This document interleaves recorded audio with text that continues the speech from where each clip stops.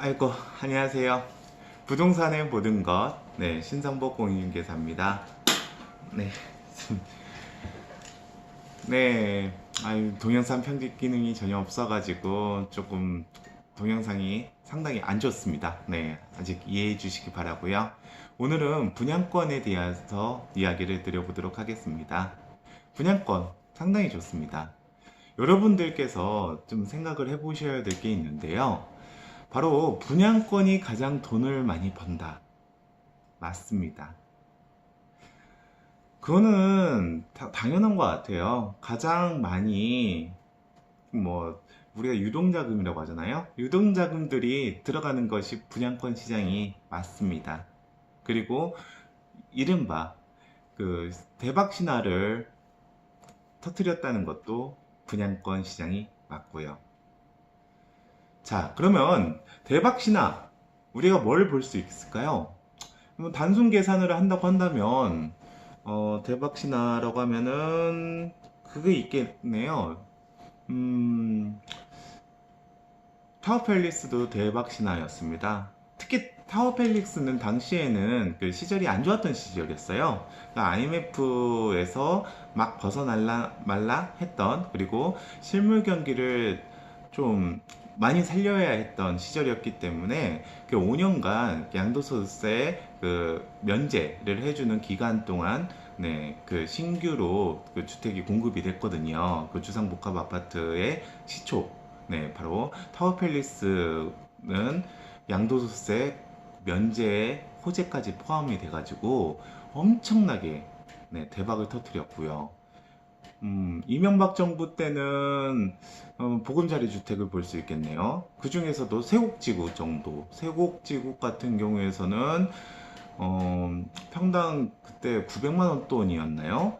네, 900만 원 정도 2편한 세상 정도가 그렇게 분양이 됐었어요. 한 25평형이라고 보면 2억 4천 얼마 정도, 2억 4천이 좀 안 되게 분양이 된 걸로 알고 있는데 지금은 8, 9억 하죠? 네. 8억 원 될 겁니다. 네, 그 정도는 될 겁니다. 평당 4천만 원 정도는 당연히 되고, 네, 그 정도는 되고 있죠. 엄청난 이익이죠. 그 정도면.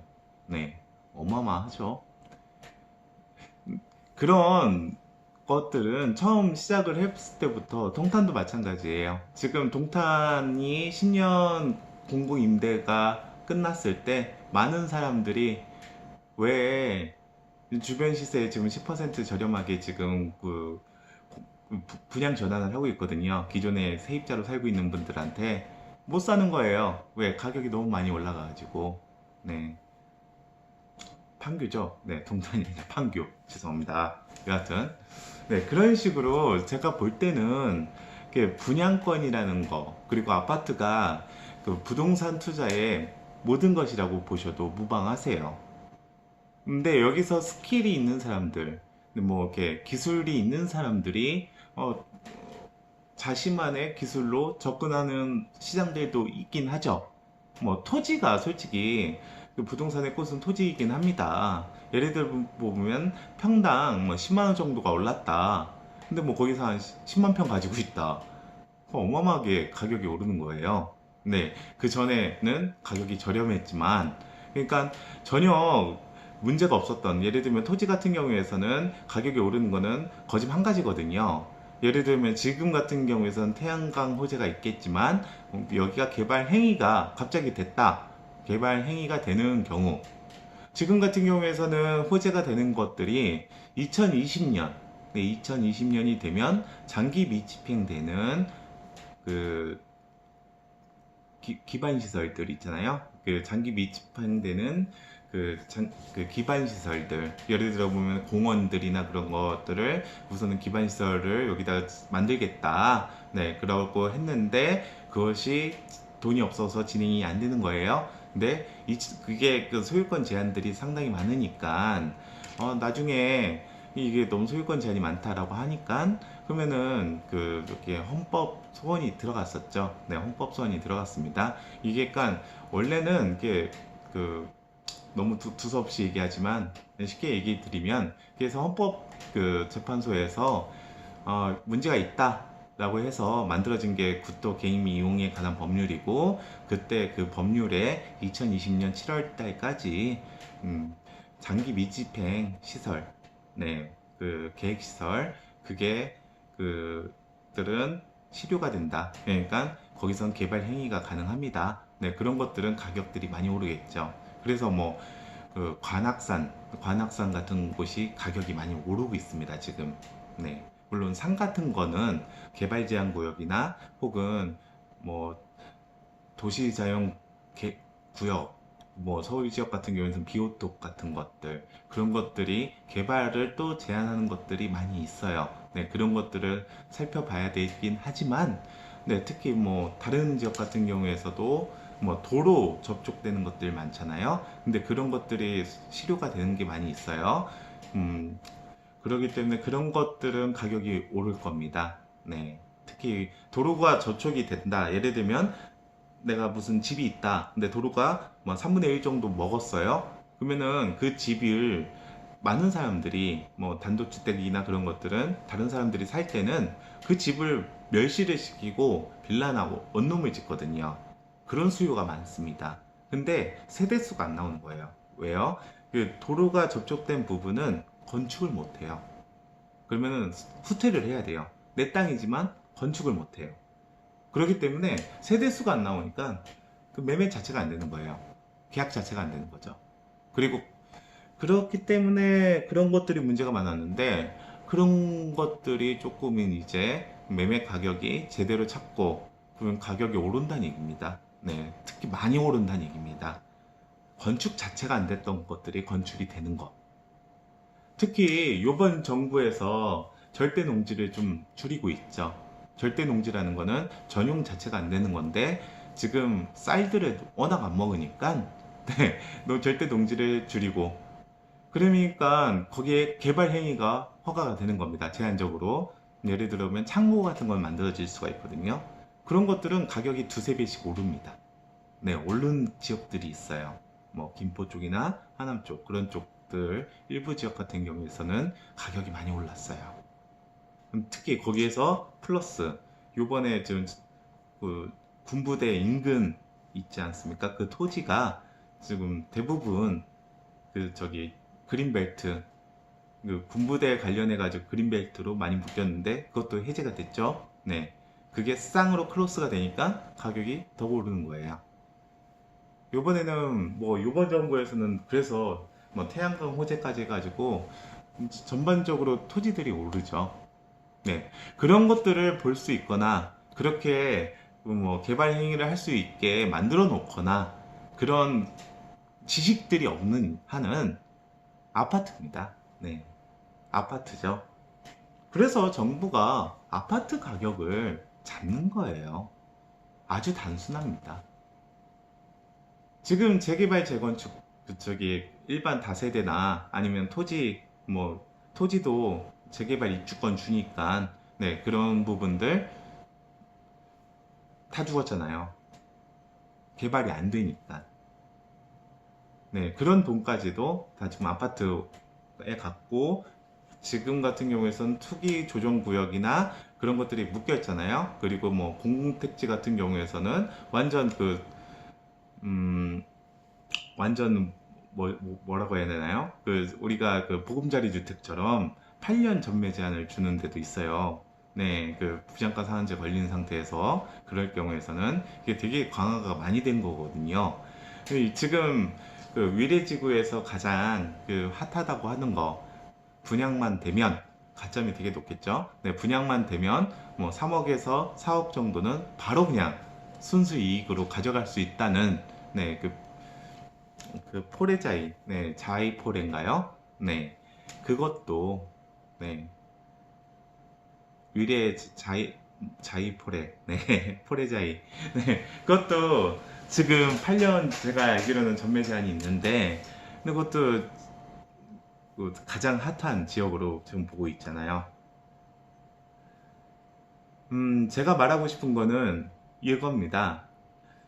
분양권은요, 돈이 많이 몰린다는 것은 부동산 초보들도 많이 접근을 한다는 거예요. 그리고 투명한 시장이죠. 가점도 있고 추첨도 있고, 추첨은 뭐는 아예 안 되죠. 뭐 안 된다고 봐야죠. 네, 가점 때문에 뭐 그 통장도 구입도 하고 하죠. 불법이 있긴 하지만, 네, 그런 부분들이 많이 있긴 하지만 그 많은 사람들이 돈을 투자를 합니다. 특히 우리가 문재인 정부 초입 때는 지방에 있는 아파트 분양권도 가격이 많이 올랐었죠. 근데 분양권은 고수가 접근해야 될 겁니다. 제가 말하고 싶은 건 이거였어요.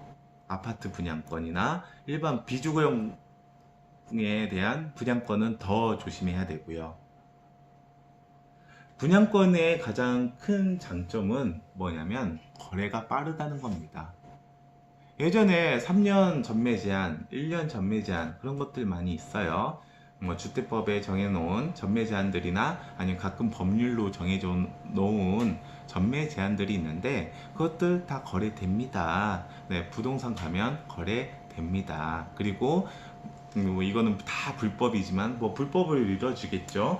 뭐 양도소득세도 다 정해져 있어요. 네, 정해져 있어요. 신고가액을 다 통일을 시킵니다. 네, 뭐 지금 또 그럴지는 모르겠습니다. 우선은 바로 빼야겠죠. 네, 너무 불법적인 얘기를 많이 하네요. 초장부터. 네, 그런 부분들이 있어요. 그러니까 그 분양권 시장에 특화되어 있는 모든 불법들이나 그런 합법적인 거나 탈세적인 부분들이 시장이 다 완벽하게 형성이 돼 있다는 겁니다. 네, 분양권은 그래요. 근데 그리고 거래가 빠르죠. 상당히 빠릅니다. 왜 눈에 보이지 않거든요. 우리가 일반 부동산이라는 거는 리얼 이스테이트, 즉 실제적으로 있는 자산 가치인데 뭐 집을 보여줘야 되고 집도 두들겨 봐야 되고 뭐 건축물 대장도 봐야 되고 그래야 되잖아요. 물도 틀어봐야 되고. 근데 분양권은 그런 게 아니잖아요. 뭐 견본주택 한번 보고 오세요. 끝. 근데 그 아파트를 살 수 있는 권리, 분양권이라는 거는 그 아파트를 분양받을 수 있는 권리라고 하거든요.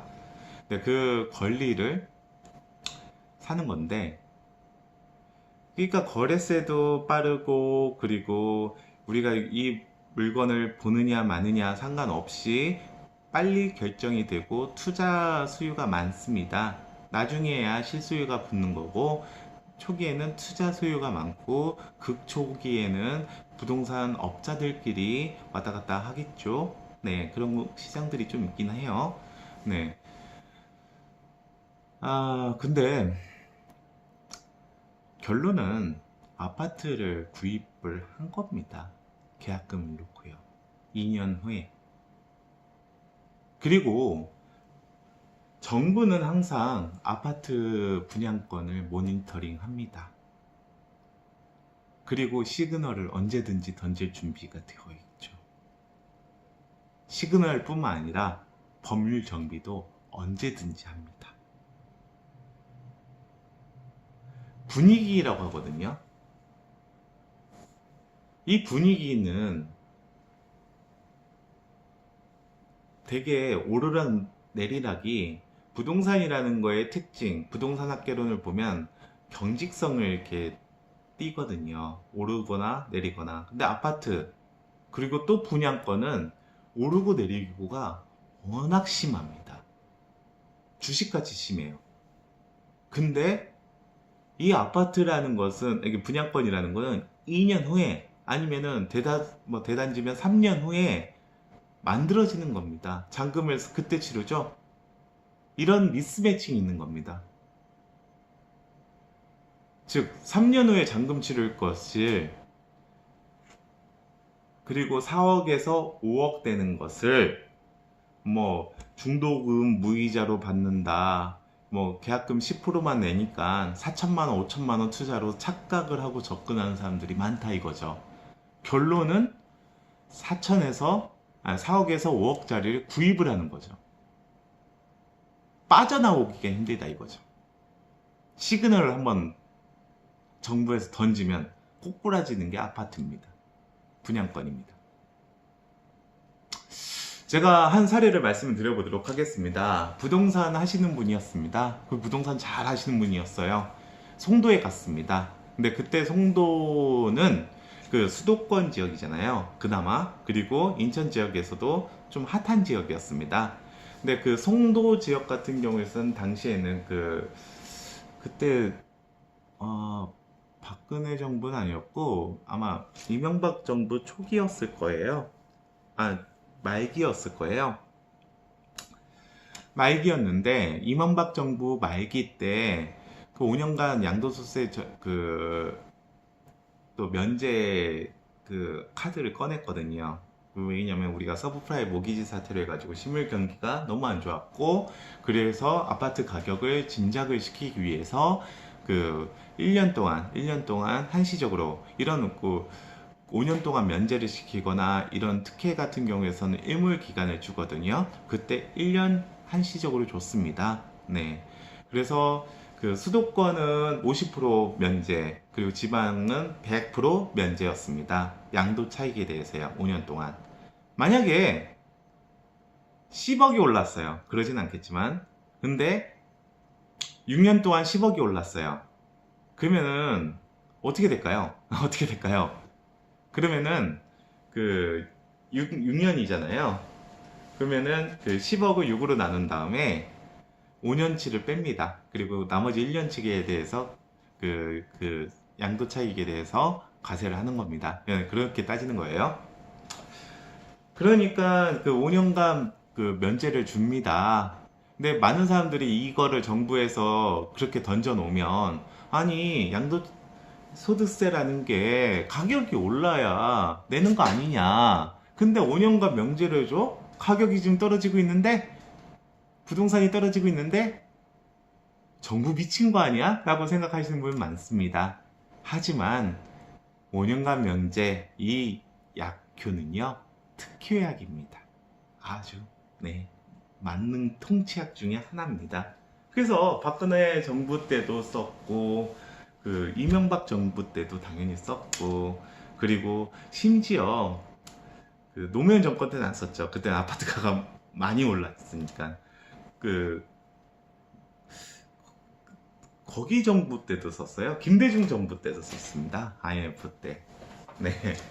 5년간 면제라는 거는 어마어마하게 특효약이고 아파트를 올리는 데는 강력한 유인이 된다 라는 얘기를 또 두서없이 얘기했고요.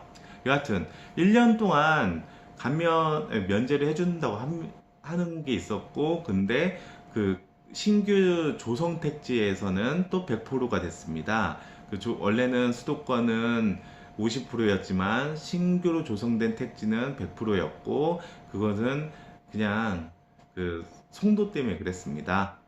법률 자체가 그렇게 만들어 놓은 게 송도 때문에 그랬어요. 그렇기 때문에 송도가 가격이 많이 올랐었죠. 아파트 가격이 많이 올랐습니다. 물론 그게 공공택지로서 당시에도 전매 제한이 있었습니다.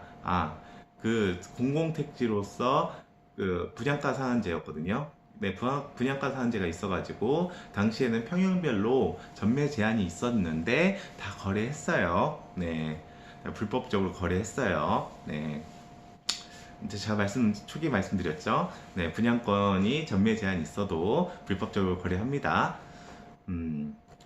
초반에 너무 불법적으로 나가네요. 제가 유튜브를. 근데 여하튼 거래세가 어마어마하게 일어났고 떼돈을 벌었어요. 그쪽으로 진입을 했거든요. 그때 송도 근린상가 1층 임대료 너무 비쌌는데 거기 혼자 홀로 다시 들어가서 월세 700만 원씩 내면서 돈을 엄청나게 벌었습니다. 근데 쫄딱 망했습니다. 왜 망했냐? 일몰기간 1년이 딱 지나니까 가격이 이렇게가 아니라 이렇게 떨어진 겁니다. 두 번째, 이건 되게 중요한 건데요. 이게 부동산 투자를 하시는 분들, 부동산 그런 분들, 그 정도 레벨, 그분이 한 20년 차 부동산 중개업자였는데 그분이 돈이 있었어요. 근데 그분도 부동산 투자를 했죠. 그래서 세 개를 잡았어요. 3개를 잡았어요. 근데 당시에는 그때 분양가가 1200 정도 됐던 것들이었는데 지금 1200이면 진짜 싸죠. 네, 그죠? 네. 네, 1200 됐던 것들이었는데 그때 대형 평수 48평형이나 그런 40평대가 그나마 그 전매 제한 기간이 짧아서 빨리 칠 수가 있고 가격이 오히려 올랐거든요. 물론 중소형 평수가 그 피가 더 올라야 되지만 그때 당시에는 중대형 평수가 피가 올랐습니다. 전매 기간이 좀 짧아가지고요. 제한이. 근데 문제는 뭐냐면 3개를 잡아놓은 겁니다. 근데 그게 안 팔린 거예요. 자기는 한 6천만 원씩 3개 해가지고 1억 8천만 원을 집어넣은 거지만 정확하게 보면 18억짜리를 산 겁니다. 망한 거죠. 순간 망한 겁니다. 그래서 아파트 분양권은 쉽게 접근하는 거 절대 아닙니다.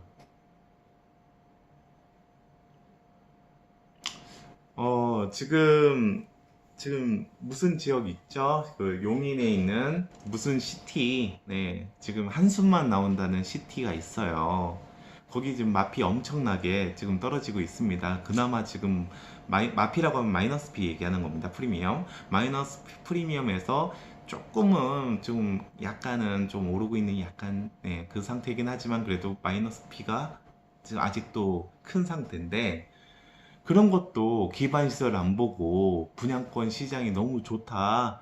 그렇게 뉴스에서 떠드니까 이렇게 문재인 정부 초기 때 그때 무조건 들어간 거예요. 사람들이 전부 묶인 거죠. 그 시그널은 언제 터질지도 몰라요. 국토교토본부 장관 마음이에요. 우리 김현미 장관님 마음이라고요. 그렇기 때문에 분양권 투자는 정말 조심하셔야 됩니다. 진심으로 조심하셔야 됩니다. 근데 몰라. 사람들이 잘 몰라요. 오늘은 두서없는 방송, 네, 분양권에 대해서 이야기를 드렸습니다. 오늘은 좀 이렇게 진짜 좀 졸려가지고 이렇게 나눴는데 좀 제대로 된 방송을 한번 더 남겨보도록 하겠습니다. 부동산의 무덤권 신상복 공인중개사였습니다. 감사합니다.